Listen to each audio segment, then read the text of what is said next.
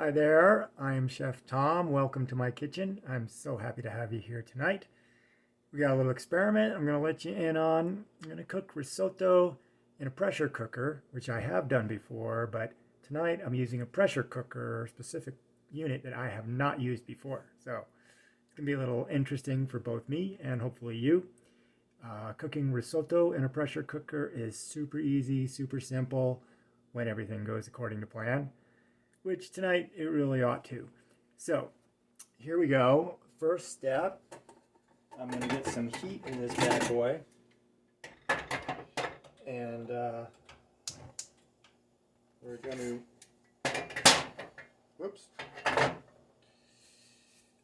use some red bell pepper. Grab my knife. Apologize for jumping off camera, but this is what I got to work with. So I'm just going to dice up a little of this real quick. And when you prepare risotto, use arborio rice. Arborio rice is higher starch content and gives the rice that nice, rich, creamy texture. So I'm just going to cut this up real quick. Got my pan getting hot. Pressure cookers tend to heat up pretty quick because they're stainless steel. So I'm not going to let it sit there too long. Get a little oil in there. And you can tell that the pan's hot, that the oil's hot when the oil starts to shimmer. Get that kind of ripply texture on it. Other technique is to touch the rim of the pan. In this case, I don't expect the rim to get too hot because it's a big, tall pan. So another thing you can do to check heat is drop some food in there. If it sizzles, that's a good sign. We're just a notch away from full-on cooking temperature. So while we're waiting for that, I've also got some shallot here that I've chopped up. And I'm going to go after a clove of garlic. You notice the easy way to peel garlic is just hit it with the flat side of your knife, press on it, and paper just comes off like that. Trim the little hard end off.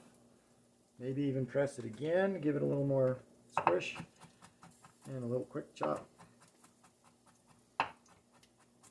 I like my garlic in nice big pieces, so I'm not going to go too far with the mincing process.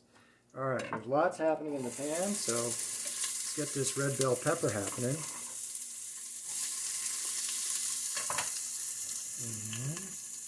I'm going to pull out a really nice long-handled spoon so my hand doesn't get spattered when I'm stirring and cooking in here. You can see some steam coming off of there, and it's trying to heat down a little bit. Okay. Next step, throw this shallot in there.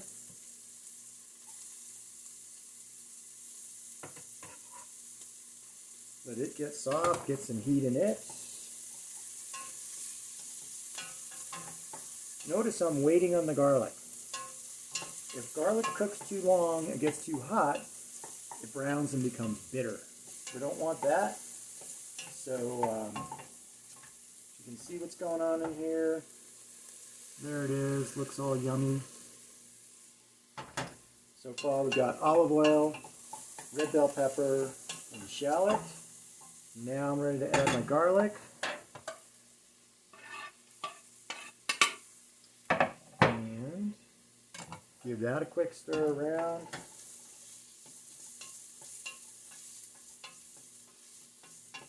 The important thing to do with cooking grains is have a good, accurate ratio of grain to liquid.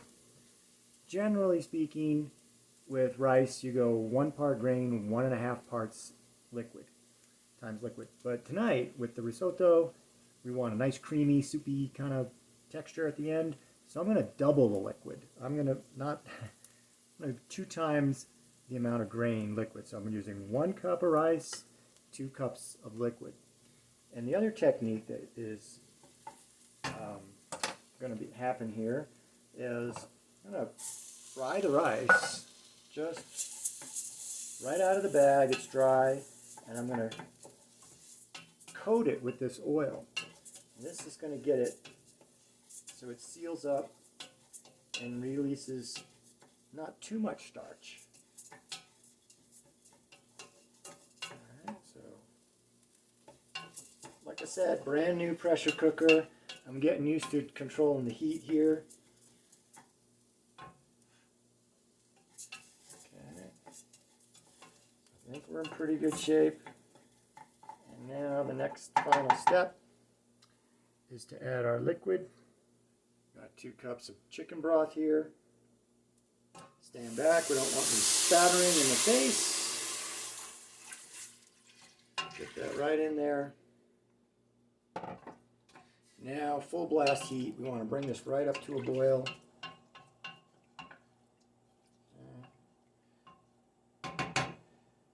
Since I have it, I'm going to throw a little fresh parsley in there. And that's what it all looks like. You can see the rice, you can see all the vegetables. Before it goes too far, get the lid on here. Snap that in place. Make sure we're in cook mode, not release mode. And bring that up to high temp. Now, at the end of this, we're going to stir in some artichoke hearts.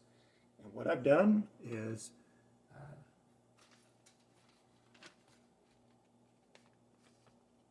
frozen artichoke hearts right out of the bag.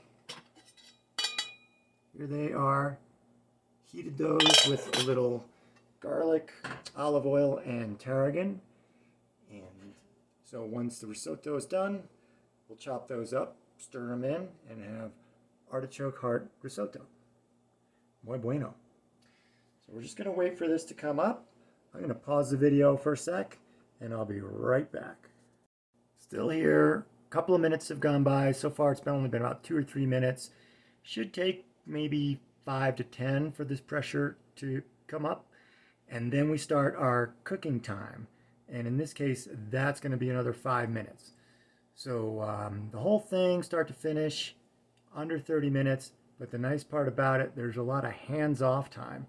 So while I'm off camera, I'm just fussing around in the kitchen, taking care of some things, and I'll be back again. Guess who? So there's something happening here. And again, because this is my first time with this pressure cooker, I see what just happened. So let's take a look here. That little yellow jobby right there, okay, that popped up. That indicates that pressure is building inside the pressure cooker. So in a second here, we should start to see a little steam coming out. And that'll begin the timing, the cooking time.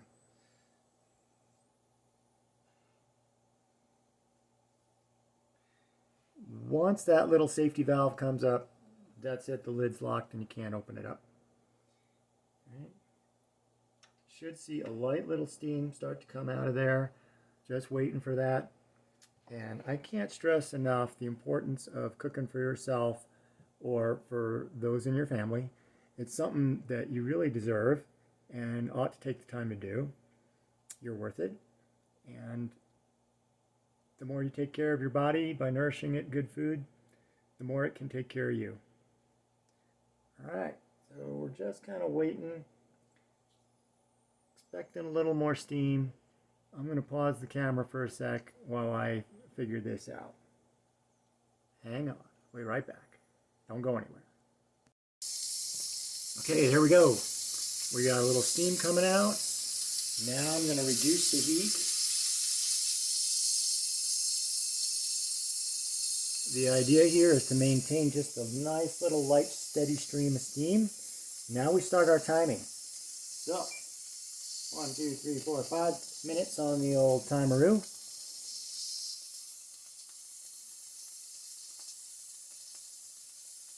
And risotto magic is happening in the pan as we speak. It's phenomenal and it's going to be delicious.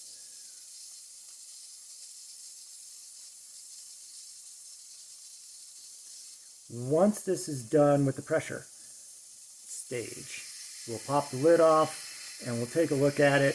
If it needs a little more cooking time, we'll just add some extra broth, cook it a little more right on the stove without the pressure. But this is going to get most of the work done. Okay, we're back and we're just about done with our cooking time. So when the countdown finishes, we're going to release the pressure, quick release, which means we're going to turn the valve, run some cold water. There it is. There's our signal. Turn the heat off for the moment. And unfortunately, I can't follow with the camera here, but I'm just running cold water over the top of the pressure cooker to bring down the pressure inside of it. And once that happens, I'll be able to unlock it and open it.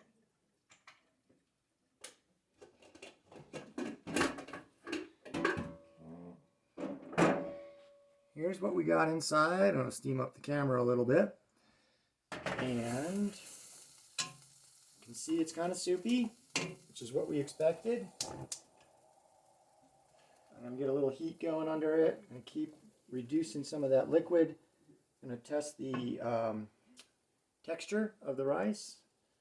Make sure it's at least cooked. You're witnessing an experiment here. A little firm. So what I've learned is that with this cooker, I'll probably need a little more than 5 minutes. But that's not a problem. There's plenty of liquid in here. So I'm just going to keep stirring this rice. Stirring the risotto is going to release more of the starch, get that creamy texture that we all know and love. And that's kind of it. I'm going to pause the camera for a sec and I'll be back. So I'm just stirring this. I've been adding a little bit of extra chicken broth along the way. And keep on cooking this till it gets to the right consistency. When you get used to whatever you're got, an Instapot, a pressure cooker, get this down to a science and a formula, you'll be able to nail the timing and it'll pop the lid off and your food will be ready. You won't have to do this extra little step, but I'm showing you because one of the things about cooking is being able to recover when stuff doesn't quite turn out the way you expect. So I'm just going to let this simmer a little bit. In the meantime, I'm whipping together a quick little salad. You see I got some romaine here.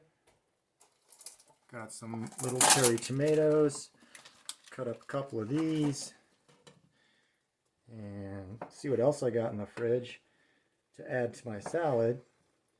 Make this a genuine meal, not just a bowl of rice. If you remember from Pulp Fiction, there was a comment about somebody hiding in a bowl of rice. Mr. Big said, if Butch goes to China, I want somebody hiding in a bowl of rice, ready to pop a cap in his butt. Alright, so I'm going to taste this. Turn the heat down a little bit.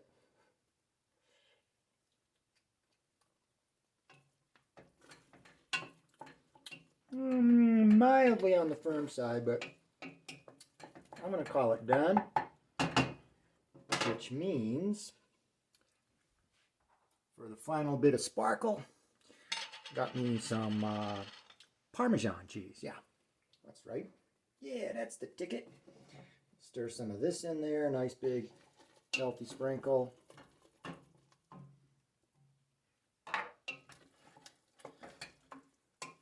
And what else?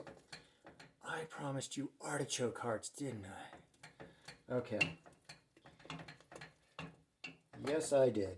And it's time for those as well. So I'm just going to quickly offload these things from the cutting board. That's a big salad, isn't it? Might have to not eat all that. And here come artichoke hearts. So I think I mentioned these were steamed up with just a little bit of garlic and olive oil. And what I'm going to do is scoop them out of the pan, chop them up a little bit, just a little bit, because they're kind of big. You want your food to be bite-sized and easy to eat. So here we go. Get those on the cutting board. Just give them one pass with the knife.